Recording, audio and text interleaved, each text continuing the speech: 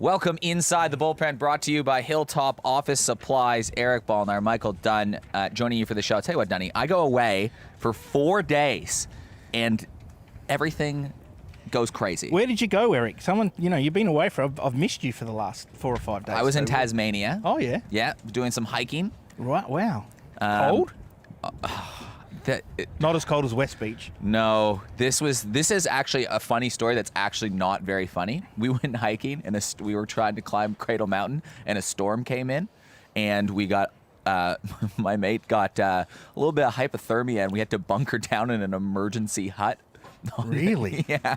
Oh my god. We had to bunker down in an emergency hut. That's what you get for a going couple hiking. hours waiting. The visibility was like you couldn't see from the end of this desk to over there. Like Really? It was wild. Wow. It was kind of exciting at first, and then my mate got the umbles. That's the first sign. You know the umbles? You start stumbling, grumbling, and mumbling. Yeah, right. We bunkered down in an emergency hut and did the old warm up. Had the first aid kit, the Oh my God. blanket over there, the body heat. It was Glad to be back in Adelaide. Then, yeah, but in this it nice, sounds like warm it was West Beach crazy weather. here in baseball land. There's a bit that's gone on over the week, so we need to get on top of that Okay. and let everyone know what's going on. Well, first off, off the top of the show, let's just say, make sure this goes to every club out there, anyone that's watching. We got to stay on top even now, especially now that the states are opening up. We are double vaccinated. Things are getting better. We got to stay on top of COVID. Yeah, totally. It's starting to become part of what's going on now, and we need to be aware of everything that's happening and listening to the signs of the government and Baseball South Australia with their input and trying to help everybody out. So let's do the right thing by everybody and make sure we all stay safe. Yeah, luckily it sounds like what happened at West Orange on the case that was there on Friday night. Sounds like everyone's safe, and that's the important and good thing. And it sounds like West Orange did a pretty good job of making sure and going through the processes. But Yep. it's going to happen to a lot of different clubs and Sure. a lot of different sports. So mask up if you're coming to the game tonight. Yep. Make sure you're staying safe. We'll start off with that because that was obviously part of the craziness. Yep, Yeah, absolutely. But in West Torrens land, undefeated West Torrens walked in and they played Sturt on the weekend, and they lost what was a fiery game. Yeah, it was a bit of a fiery game. There was a few incidents in there that got a little bit out of control at some stage. But the biggest thing that came out of it is West Torrens got beat for the first time this year. Yeah. So, Mitch Neuenborn allowed a run? yeah, and I mean, Wow. no. It's a good turnaround from Sturt too after playing Henley last week and getting beaten at the death as well, to come back out and play another top team and turn it around and pick up another win, which is important that they didn't lose 2 in a row. And got feisty. I know that there's a tribunal happening, for instance, that happened in that game. Kind of shows the passion, I guess, and how, it sounded like a playoff atmosphere, but obviously just trying to stamp out some behavior that's been happening around clubs, of course. But, it was fiery in all respects. Yeah, and that'll all play out, and we'll get on with it. And, everyone's passionate about their clubs and how they go about it, so we'll let that play out, and we'll move on with the next lot of games. On the scores on your screen, obviously there were some big matchups. Goodwood beat Kensington in a nail biter 4-1. That was a close one. Goodwood needed to bounce back after losing to West Torrens. Yep. Kensington, they're losing that. They just lost a close game to a top team there. East Torrens, they continue a surge up the standings. Henley and Grange looking great. Glenelg with a big win. But the big one for you was South, who were humming along 7-1. They lost to a 1-7 team. Yeah, and this is what we talked about a few weeks ago. The teams that are new to the top 6 have to beat the bottom 7 teams on a regular basis, because if they don't, they will inevitably lose to some of the top teams, and it just costs them a spot. So that's a game that South certainly would have ticked after the way they started, being 7-1 and Adelaide being 1-7. You go in a little bit unprepared. There's a few things that don't go your way, and all of a sudden you get beat. Yeah, that can happen to the best teams. Yep, that can happen to the best teams. But as I said, you've got to win those bottom 17 games to stay in top with stay in touch with the top 6 teams. Yeah, because the standings are starting to clutter up a little bit.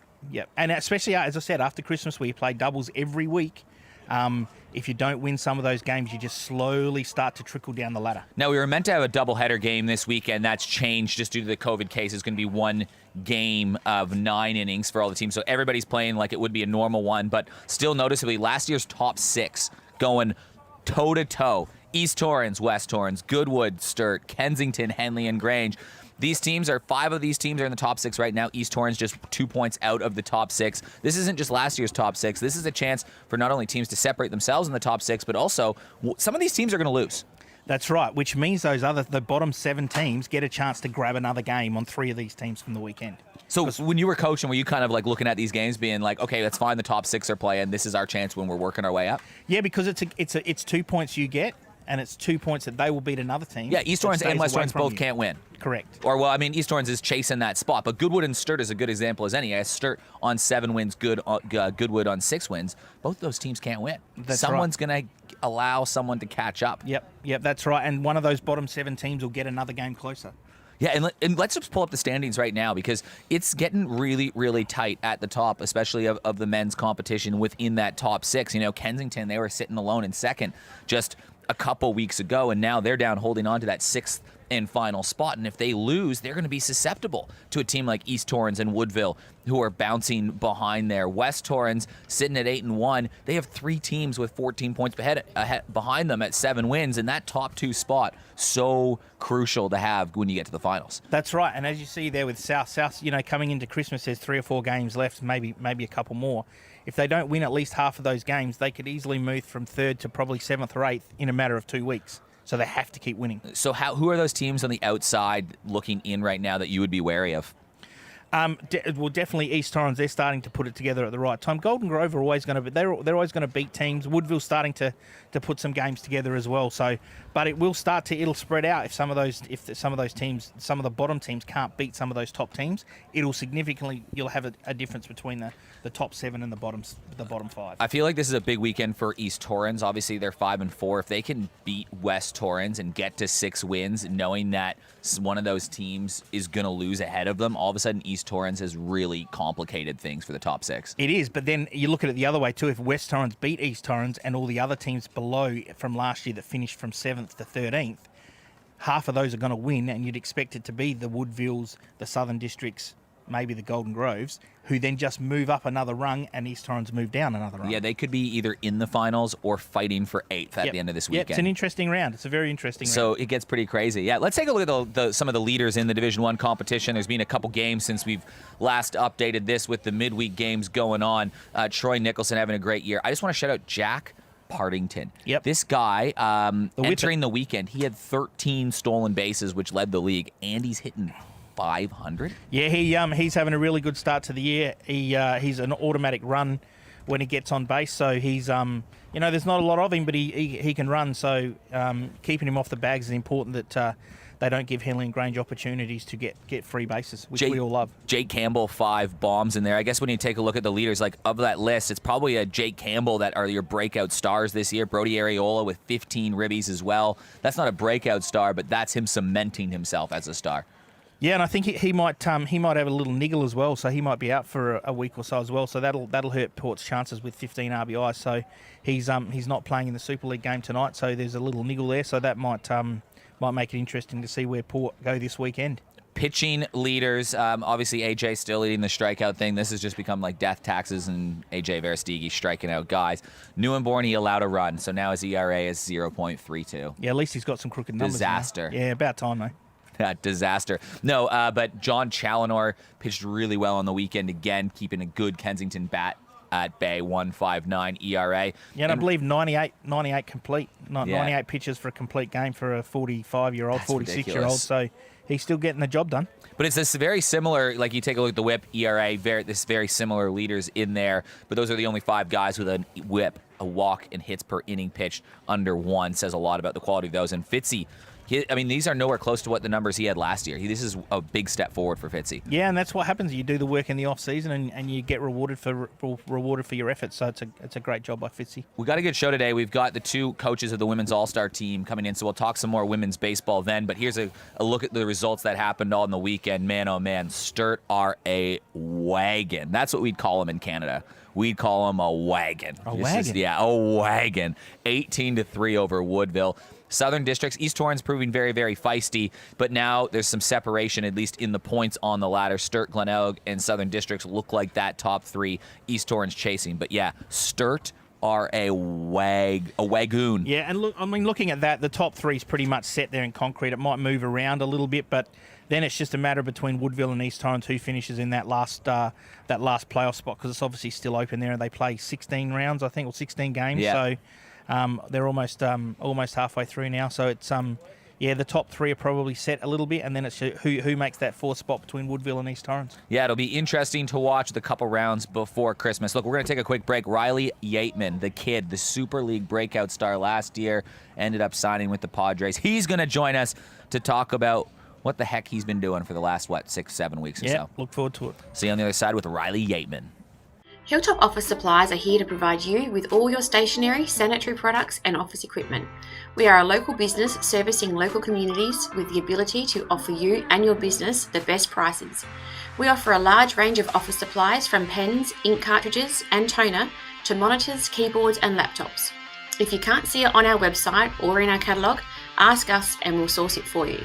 We have a partnership with Kaishira Document Solutions where you will find many leasing options available for these state-of-the-art units and plenty to choose from whether you have 5 or 5,000 employees. We offer businesses a one-stop shop for all cleaning, kitchen and bathroom needs. Check out our website at www.hilltopofficesupplies.com.au. Register your business to stay on top of the latest sales and receive member specials. We are baseball people here to support the baseball community. Back inside the bullpen, brought to you by Hilltop Office Supplies, and we're making a call to the bullpen. We've got a pitcher coming in here. South Australia is one of South Australia's finest. Riley Yateman recently signed with the Padres, was over in America. Welcome to the show, Riley. Thank you for having me. Riley, what's this hat you got on here? This is the Peoria Javelinas, the Arizona Fall League team for Peoria. And why do you have a Peoria hat on? That's where I was staying when I was in Arizona, and Hoppy played for them, so got to root for the Giants boys. So we'll get to why you were over there in a second, but when you were over there, did you get to see some of those Giants boys that were that people have become familiar with over here? Yeah, I definitely got to see Curdy. He played 4 times at Peoria, so I got to see him and caught up with Logan as well, so it was good to see all that and their families as well. So what the heck were you doing over there? So I was there for instructionals, and then... What's instructionals? It's basically just an extended season for guys that were coming off rehab or just missed out on half the year, so I get more games and more workouts. So you finished high school when? The end of term 3, so I finished the term early. When was that, though? That would have been the end of September. End of September. Okay, so end of September, and then when did you jump on that plane in the United States? The 24th of September. Yeah. Right, and so you got there. Wow, okay, that's crazy. 24th of September. So what was the process like? You get on the plane, and then what? So I basically found out a day before that I was leaving, so basically scrambled to pack. Then was on a flight for 16 hours to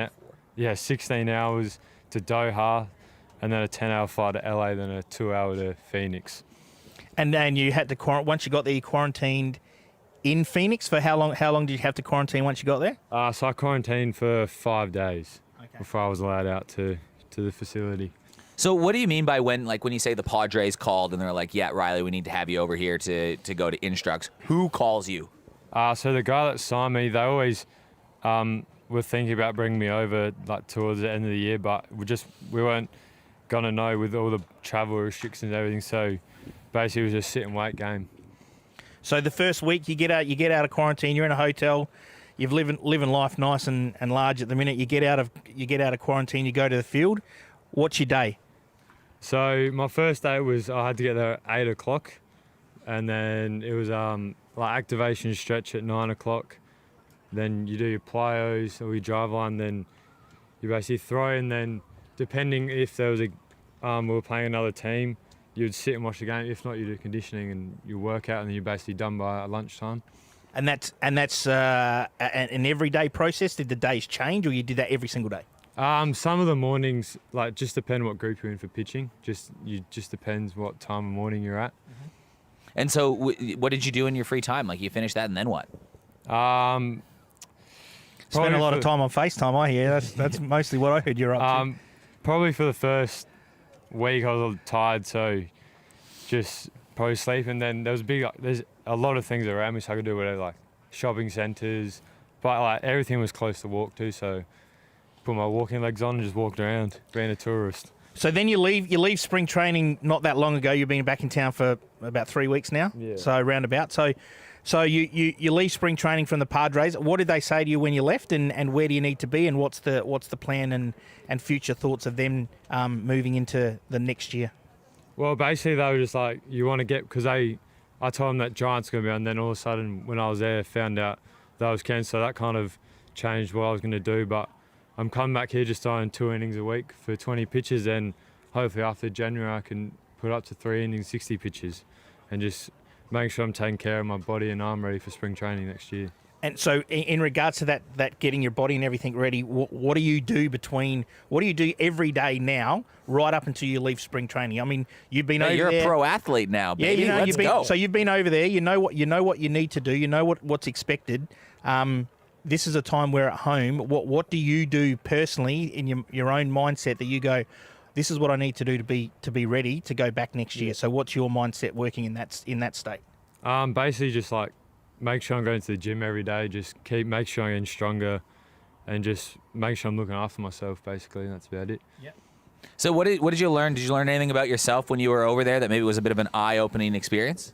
Definitely to ask questions, and probably just talk to the much guys, because they're going to be basically your mates for the rest of your life until you retire or some of you guys go playing. So just making new friends every day. So what have the Padres indicated what maybe your plan would be in the minor league season? Obviously, you're going to head over there. Do you know where you're going to be? Like where your first step is? How's that going to work? So I think I'll be in Rookie Ball next year. So just the AZL league, and then hopefully a year after just make my way up to single A, then move my way up. So, who else is there with you? Like, did you have a roommate on the first one, and where did they come from? Like, who's this crowd of people that you end up hanging out with when you're playing baseball at Instructs? Well, so I knew Jared Dale from Melbourne. Yep. I knew he was there, so it was good. Like when I was talking to him before I went, just knowing what goes on, and then I stayed in 3 different hotels. So my first one when I was in Croydon didn't have anyone. Then my second one I had Wyatt Hoffman, Trevor Hoffman's son. Right. So the Hall of Famer. And then my last 2 weeks, I was meant to be with Jared, but he was staying with his girlfriends for the last 2 weeks of being there, so I had a room to myself. Yeah, so it's an interesting process of what you need to go through. I mean, Phoenix is a great place. I go over there often. I've got friends there and we go over for spring training. So what did you enjoy about it? It's obviously hot. Yeah, it gets very hot. Yeah. So what was the thing that stood out about it? And you have to grow up pretty quickly. You know, Yeah. you're 17 and all of a sudden you're out by yourself, which is something you've not done before. So how did you handle that? And how did your parents help you in regards to, you know, the phone calls of making sure you're okay and going through that process as well? It was definitely good because Dad was working night shift here, so when it was like early in the morning in Phoenix, I could speak to him whenever I wanted. But just finding stuff to do, just not sitting in my room all day, just getting bored, just staying active and just moving around. Yeah. What do you do for food? Like, is there someone that cooks for you? Do you have to cook yourself? Like, how do you eat? How does that go about? So normally where I was staying for my first hotel, they had breakfast in the morning, like a little buffet downstairs. So I had that, and then basically out of the field they got a cafeteria where they got people that cook meals, and so basically they put a time up on the boil like when lunch is, so you basically just go eat your lunch, eat that, and then you're done. And then they give us meal money each week, so give us credit card money, and just that's for your dinner. And So you didn't do a lot of cooking? nah, not one? Nah, none. I made 2-minute noodles and that was it. But 2-minute noodle. You're the expert 2-minute noodle chef. basically. I love it. So the plan then is you head back to spring training, and then you'll just try to work your way up as far as you go. And then would the plan be just to come back to Australia and hopefully pitch like ABL Giants when the ABL's back up, or anything that might happen this season with exhibition games and stuff, or what's that plan? Yeah, definitely. Hopefully coming back after spring training, my rookie ball, just come back play with the Giants, and yeah, like I get the opportunity to play in the All-Star game next week for the Giants. So finally get to pitch in a Giants uniform, so I'm looking forward to that. Yeah, if there are exhibition games, are you like allowed to pitch, or do you have to like ask permission from the Padres? Yeah, so we've told them that there's going to be exhibition games, so they know what's going to happen. They just got to tell me how many innings and how many I'm allowed to throw. So it's a very regimented Yeah. look. And what is, I guess, the one biggest challenge that you can see yourself being like, oh man, this is going to be really difficult, got to figure out a way to get over that? Basically, probably next year being away for 8 months from my family, just like not being able to see them or. Will they come every visit day. you, do you think? Who knows, honestly, it just depends on COVID, but yeah, that's definitely going to be difficult just not having any family or friends there, but I got my agent 2 hours away, so if I need anything, and Jared's there, so it's all good. That's the life of a pro athlete, mate. Yeah, you have to go through, you have to have some sacrifices to try and make it. So they'll be there forever for you, but this is an opportunity that only comes around once in a lifetime. Yeah. So you need to grasp it with both hands and get amongst it. Well, we look forward to following your journey, Riley. I can't wait to go maybe change the Curtis Mead fan page on the Giants Facebook page to the Riley Yateman fan page. Yep. So we'll see how that turns around. So, Riley, best of luck, and thank you very much for joining us. Thank you for having me. Riley Yateman, everybody. We'll be back. We're going to announce the Women's All-Star Game rosters on the other side of this. We'll be back. Here at Just a Thing Furniture, we offer quality factory direct furniture at wholesale prices. From wall clocks, prints and lamps to couches, beds, rugs and outdoor furniture. We make furniture affordable, where you save up to 80% on retail, offering you the finest furniture at discount prices. When you buy from us, you won't wait months for your new furniture. Everything you see is ready for immediate delivery, and mention Super League Baseball and we'll deliver it for free. We pride ourselves on customer service, and our team works tirelessly to offer our customers on-trend furniture at heavily discounted prices. Visit our huge warehouse in Beverley, open 7 days a week, or jump online to check out our latest deals at www.justthethingfurniture.com. Welcome back inside the bullpen. Eric Balnar joined by a couple of guests over here. We got the coaches of the Women's All-Star Game that's going to be happening very shortly next week, 1 week tonight. Have a look at those tops. How good are these? Hey? Austin Gallagher, Caroline Gardner, thank you very much for joining us. Thank you guys for having us. Excited to be on again. Yeah, perfect. We're going to talk women's baseball exclusively in this. Let's start with revealing the teams, because I think that's what obviously our millions of viewers are here to look for right now. Let's pop up team number 1. That's the fancy name we have for the All-Star team. What do we call these team names? Team Galley and Team Gardner? Team G and Do Team G. do you get to come up with some freedom to make some names here? Well, I'm not really sure whether they do. They can make it up themselves if they want. You've just sprung that on us, so I'm not sure. We'll have to have a think about that. I mean, the Charlotte Hornets look is looking pretty nice, so I mean, we might have to go somewhere along those lines. You're going the Team Charlotte. Yeah, that's it. There's a look at the roster right now. There's the team that Austin Gallagher is coaching. A mix of Division 1 and 2 players on there, but a lot of players with some experience. Gally, first thoughts when you're looking at your roster? Yeah, very solid. The likes of having a pitcher like Georgia Davis is outstanding, and then you got a slugger like Jess Maslin, a lot of good experience behind, and a lot of athletes on that field. So it's a very exciting team to be managing and be a part of. So that's the look at the Women's All-Star team number 1. The team maybe Charlotte Hornets, maybe Team Galley. Let's take a look at the team. Do we get a team name from you yet, Caroline? Well, let's go with Team Macca. Team Macca. We'll just go with Team Macca. Very simple. Team Macca, this is the team that you've got, again, a mixture of some Division 1 and 2 players on that competition, from Ella Forrester at the top. Some young players on this team. What were your first thoughts when you got the team list that you have? Yeah, got some good players there. We've got some good versatility happening there. We've got quite a few of our Sturt players, although Galley's stolen my little pocket rocket pitcher, Georgia Davis. Not too happy about that. But we've got some great pitching options there, and Ange Mauritius and Bianca Smith. So, yeah, we're looking pretty good. So the game's only a week away. Maybe they can do some trades before the season. Yeah, just a couple of swaps. In-week trades.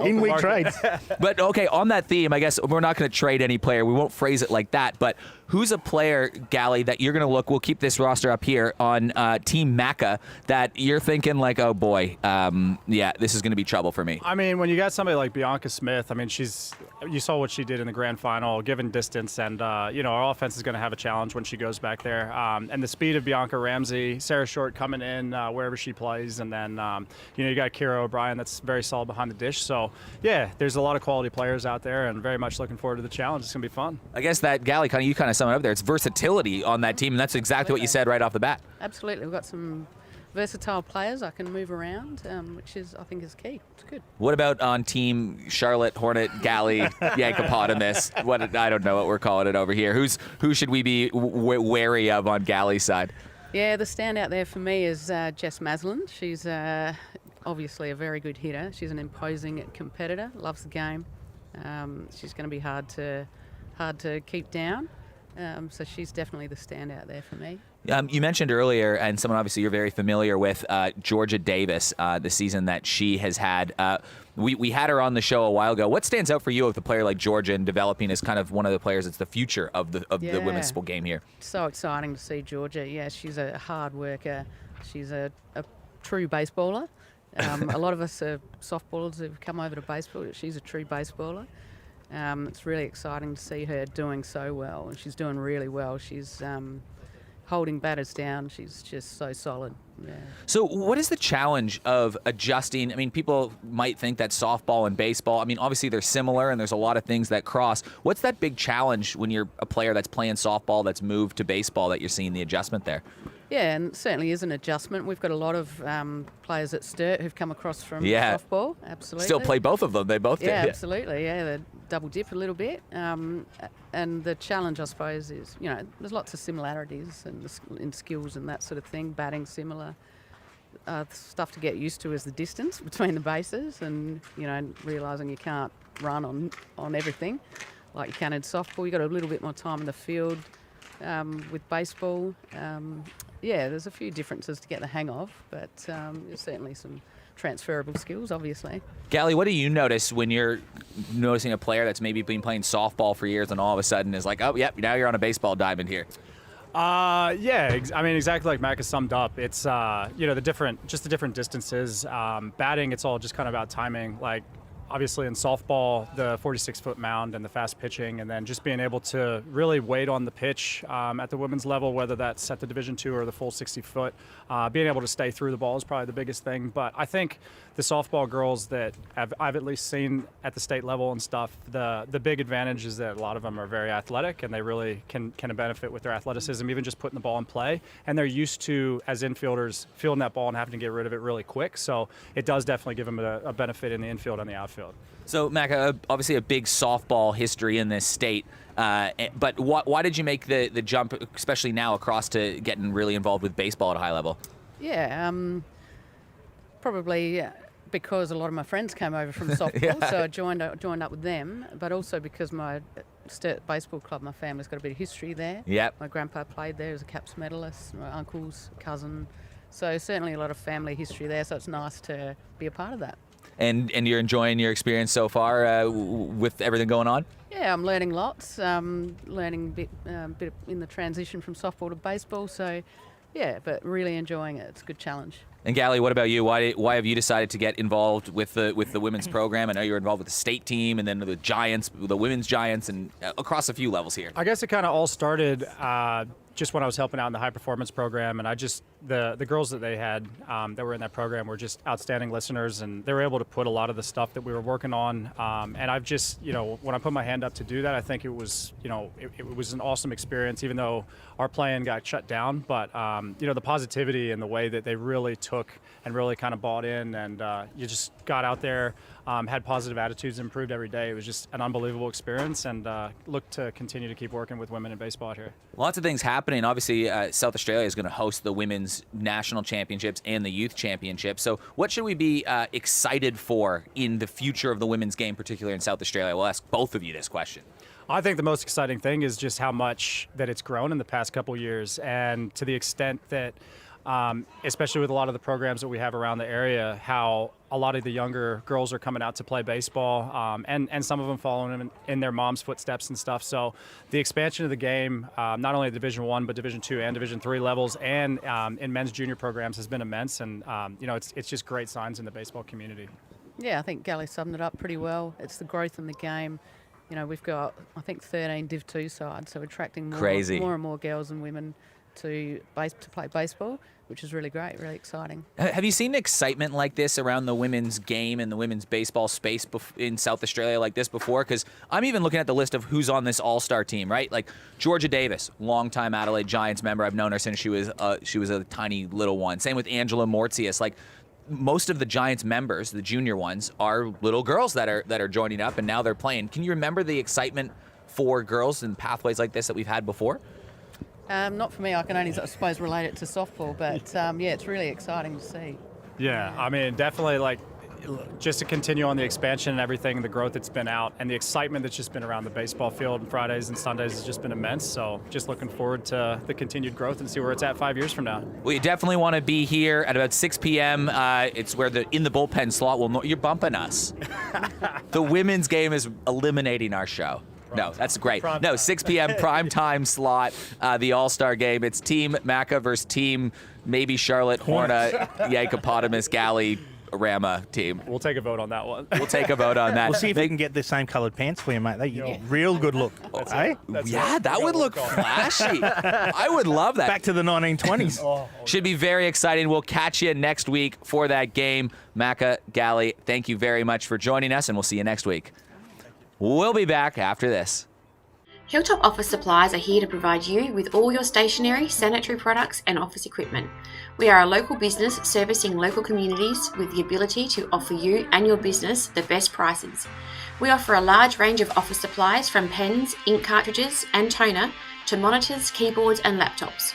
If you can't see it on our website or in our catalogue, ask us and we'll source it for you. We have a partnership with Kaishira Document Solutions where you will find many leasing options available for these state-of-the-art units and plenty to choose from whether you have 5 or 5,000 employees. We offer businesses a one-stop shop for all cleaning, kitchen and bathroom needs. Check out our website at www.hilltopofficesupplies.com.au. Register your business to stay on top of the latest sales and receive member specials. We are baseball people here to support the baseball community. Dunny, last week I issued a challenge to you. I said, I don't what was remember. what would you get a romantic partner from Hilltop Office Supplies for your Christmas gift using the code BSA online to Yes. save money on that? Yes, I came up with something. What did you come up with? Yes, scented candles. Scented? You actually sell scented candles? Yes. Yeah, I found out during the week, I'm like, I need to come up with something here. And I'm like, hang on. There's scented candles here. Great Christmas gift Perfect. idea. And Christmas cards, and I could get a Christmas card, wrap it with wrapping paper in a scented candle, and I'm in. Why go anywhere else? I'm in. And you can order all your stationery for 2022. And the next year, when you come back from that Christmas break, you can be all loaded up. Buy your wife or your girlfriend a lovely new printer so that she can print out big love hearts on. Or photos of you. Perfect. Photos of Michael Dunn. We're all winning. We're all winning. You can even sign it yourself. There you go. Photocopy it. Love it. Look, we got a couple shout outs in our community section of the show. Not too many milestones this week. I feel like some weeks we have like 15. This week we have like 3. So let's just roll with that. We'll start off with Zoe Wint. We don't have a photo of her, but she's played her 100th game over at Goodwood. She's played Division 4 games, Division 6 games, Division 7 games. Now she's playing Women's League, and she's a big personality around Goodwood. So 100 games at the club. That's a lot for Goodwood. Yeah, it is. Yeah, that's fantastic. So congratulations to Zoe on reaching 100. And over at Henley and Grange, Griffin Weber played his 100th game for Henley and Grange. That's a big acquisition. That ended up being when he moved over from West Torrens, and he's been catching Jordy Gross and doing wonderfully there. So is that just 100 games at Henley? West Torrens, at Henley. Yeah, so he's at Henley, obviously played more than that. Yeah, that's just at Henley. Yeah. And then 200 for Phil Acosta. Can't believe he's 200 already. I remember when he got over here not too long ago. He's now become very well entrenched here in the South Australian baseball community. Totally has. Yep. So 200 for Phil, and a big shout out. I had a request for a shout out from a couple of the boys over at Woodville who have now scored 50 runs in their last 2 games. The Division 3 team. Oh, that was the team last week that we talked about. There's they've 33 scored to 1. 50 runs in 2 games. Wow. Is that good? I think that's Are they okay. sandbagging the competition? Well, maybe, and they're either really, really good or everyone else is really, really bad. Nah, 50 credit to them. They had that one game where like David Lodge hit 2 home runs. So They've got some good players. Your word of the day, your Canadian word of the day is wagon. Wagon. The Woodville Div 3 boys are wagoons. Wagoons. They're wagons right now, so congratulations to them, 50 runs. That does it for the show this week. I'm not too sure what we're up to next week. We got doubleheader game on. We got the All-Star game, then the Giants game. I don't think we're on air. Yes, we are. We are? Yeah, we're just trying to work out when we film it, but we'll definitely be on. We'll be on. I think we'll probably at this stage be on between the games.